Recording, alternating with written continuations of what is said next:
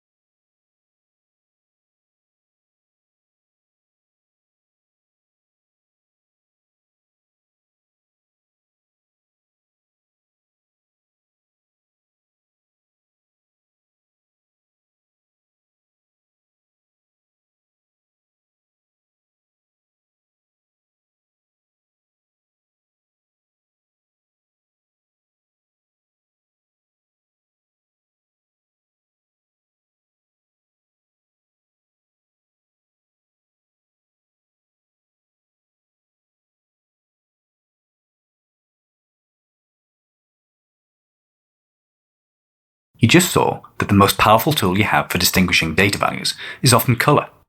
Now you'll see how to choose the best colours for your plot. How you define colours has an impact on which colours you want to choose. Many programming languages define colours by how much red, green, and blue the colours contain, so the software knows how bright to make the red, green, and blue pixels on screen. We call this the red, green, blue colour space. Graphic designers often define colours by the amount of cyan, magenta, yellow, and black they contain, because colour printers have these 4 ink cartridges. Using this colour space gives them the highest fidelity between what is on screen and what is printed. Here's the plot of Los Angeles house prices. There are some problems with the choice of colours. Firstly, yellow points are harder to see than reds, meaning viewers might spend less time looking at the yellows and miss important insights. Secondly, the colours blue and purple are perceptually quite close. That is, they appear to be quite similar. By contrast, yellow appears very different to the other colours. This could lead viewers of the plot to think, possibly subconsciously, that the yellow points are different to the others. The colour space designed for data visualization is called hue, chroma, luminance, or HCL. It's designed to deal with issues of colour perception. Hue is like the colour of the rainbow, from red through orange, green, and blue, to purple and back to red. Chroma is the intensity of the colour, from grey to a bright colour. You can go from grey to bright green, or grey to bright magenta, or grey to any other hue. Luminance is the brightness of the colour, from black to white. For example, you can go from black through cyan to white, or black through red to white. When choosing the colours for your plot, you can pick one of 3 types of colour scale. Qualitative colour scales are used to distinguish unordered categories, and usually involve changing the hue, while keeping chroma and luminance fixed. Here's the technology adoption line plot. The technologies are unordered, since it isn't useful to think of refrigerators as greater than stoves. Each line has a different hue, but constant chroma and luminance. To emphasize ordering in your data, that is, to show that values are greater than or less than each other, you need a sequential colour scale. Most sequential scales change either chroma or luminance, while keeping hue fixed. Here's the fruit and vegetable consumption bar plot. The categories are ordered from 0 to greater than 5, so a sequential colour scale makes most sense. You can also use sequential scales with continuous variables. Here's the scatter plot of life expectancy. This is slightly cheating because it uses a sequential scale that changes the hue. The colour scale is called viridis, and it's designed to be easily viewable by colourblind people, and to print well in black and white. This colour scale had a lot of science used in its development. If you make your own sequential scale, it's better to stick to changing only chroma or luminance. To emphasize whether values are greater than or less than some middle value, use a diverging scale. These are similar to sequential scales, but have a neutral colour like white or grey in middle, and have increasingly bold colours with different hues on either edge. Here's another survey dataset on green technology and recycling in Malaysia. Each question has a choice of 5 responses, from strongly disagree to strongly agree. Neutral responses form a midpoint, making a diverging scale useful. Here you can see each question on its own row, and the colours get bolder as the opinions get stronger. Let's play with some colours.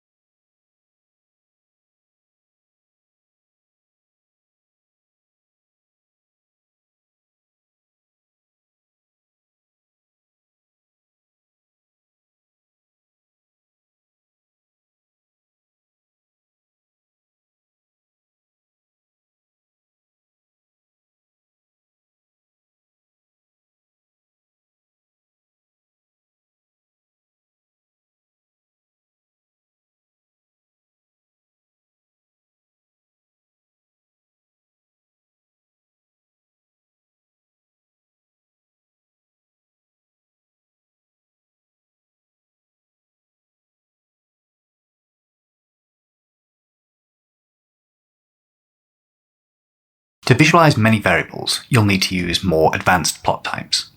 Here we'll look at pair plots, correlation heat maps, and parallel coordinates plots. Pair plots work with up to about 10 variables at once, and they show you the distribution of each variable and the relationship between each pair of variables. Here's a pair plot of LA home prices. There are 4 variables in the dataset, giving 4 rows of panels and 4 columns. Let's explore this piece by piece. Panels on the diagonal show distributions of variables. City is a categorical variable, so its distribution is represented as a bar plot of counts for each city. The other 3 variables, number of beds, price, and area, are continuous, so their distributions are represented by histograms. Panels off the diagonal show relationships between pairs of variables. When both variables are continuous, you see scatter plots of each pair of variables and their correlation. For example, in the second column, 4th row, you see a scatter plot of number of beds versus area. In the 4th column, 2nd row, you see that number of beds and area have a positive correlation of 0.782. When comparing a categorical variable to a continuous variable, you get a box plot and a histogram of the continuous variable split by the categorical variable. For example, in the 3rd column, 1st row, you see a box plot of prices for each city. In the 1st column, 3rd row, you see a histogram of the same thing. The histogram is vertical, so the positions match those in the city panel on the diagonal. Pair plots can be tremendously helpful for quickly exploring a new dataset. For the special case where you have many continuous variables, a close relative of the pair plot, called a correlation heat map, is simpler and scales to visualizing even more variables at once. The idea is that you draw a pair plot, only including the panels for correlations, but instead of showing numbers, you show a color. Correlation heat maps are designed to show relationships between pairs of continuous variables. They're compact, so you can easily compare tens of variables at once. Here's a correlation heat map of a customer satisfaction survey for a Yellow Pages advertising product. Customers rated the importance of product features on a scale from 1 to 10. Where 2 features consistently received similar scores by customers, they are positively correlated and coloured in a more vibrant red. Those bright reds in the bottom left show that the price-related product aspects all strongly correlate with each other. Here's a plot of the United Nations country data again. It showed that you can use colour on a scatter plot to display 3 variables at once. However, with 4 or more variables, scatter plots can quickly become complicated to interpret. Parallel coordinates plots provide a solution to this when you have lots of continuous variables and want to understand their relationship or group them into clusters. Here's a parallel coordinates plot of the 3 variables you saw before, plus the Human Development Index score. Each line represents one country, and each continuous variable appears on the x-axis, just like a bar plot. To make each variable comparable, the y-axis simply ranges from the lowest value in the dataset for that variable to the highest value. Unfortunately, this plot is a mess because the world is complicated. Let's try splitting the dataset by continent. Now some patterns emerge. The South American countries are quite consistent. Their GNIs are low, and their Human Development Index, life expectancy, and schooling values are mostly between the median and 75th percentile. In Europe, you see a wide range of GNIs, but the other metrics are all high. In Africa, the GNIs are all low, but the other metrics show a wide range. The wonderful thing about this plot is that more metrics can just be added to the x-axis. You can easily compare 10 or 20 variables at once. Let's visualize.